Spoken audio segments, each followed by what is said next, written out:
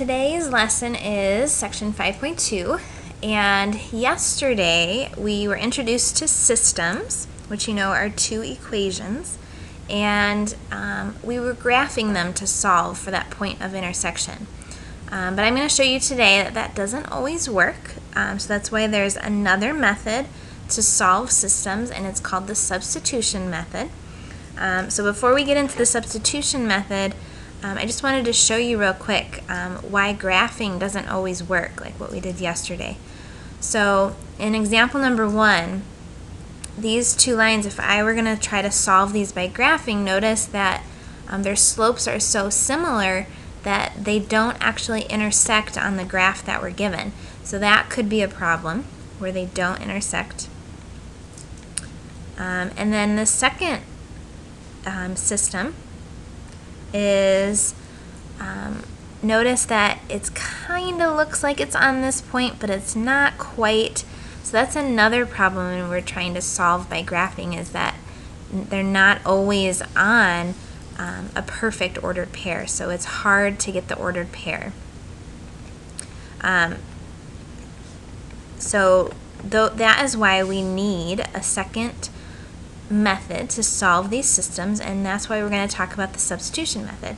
So we've talked about substituting before, and substituting means to replace with something else. So example, if I'm not at school, you need a substitute teacher. She's replacing me when I'm gone. So substitute just means to replace something with something else.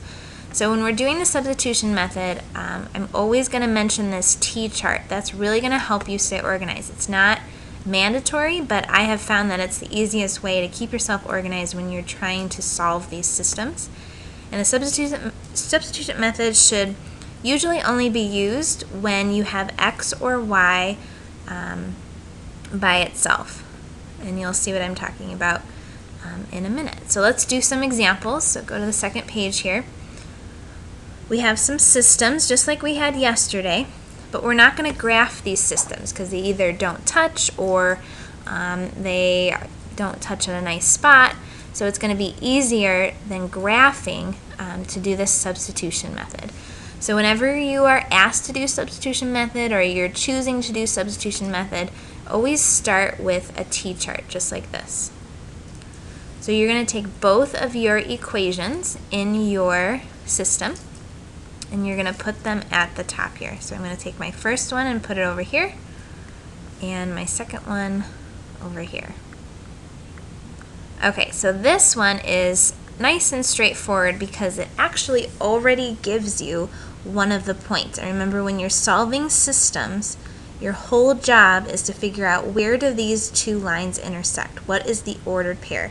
So your answer for every single system is always going to be an ordered pair. So right away, they have already told you that your x is going to equal 7. So that eliminates some of the work for you. So all you have to do is figure out, what does y equal? That's what you're trying to figure out. So if x equals 7, I don't have to do any work for that because I already know what the answer is. X is 7. But what you're going to do is you're going to replace this x with a 7, because you know that in this system, x is equal to 7. Okay, so you're substituting the 7 in for x. Because right now it's impossible to solve an equation with a y and an x in it. So you're getting rid of that x and putting a 7 in. So let's rewrite this equation. Y equals 2, and instead of an x, we're going to write 7, because that's what we're replacing or substituting. So now we can easily solve for y. So 2 times 7 is 14, plus 5 is going to equal 19. So you have just solved for y. So y is equal to 19. That's what we needed to finish off our system.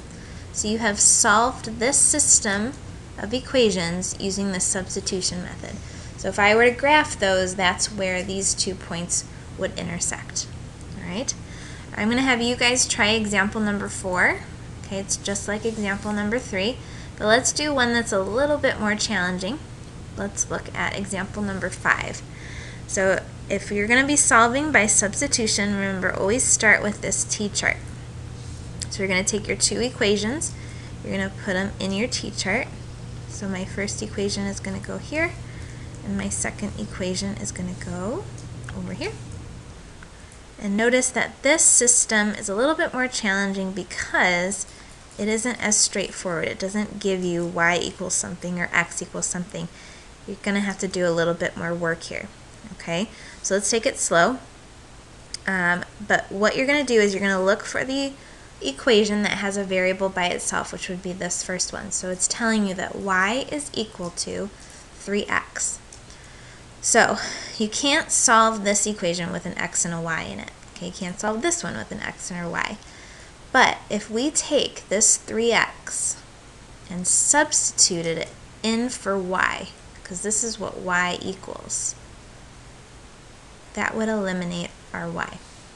Okay, so let's talk about what we're doing. So it's substitution method.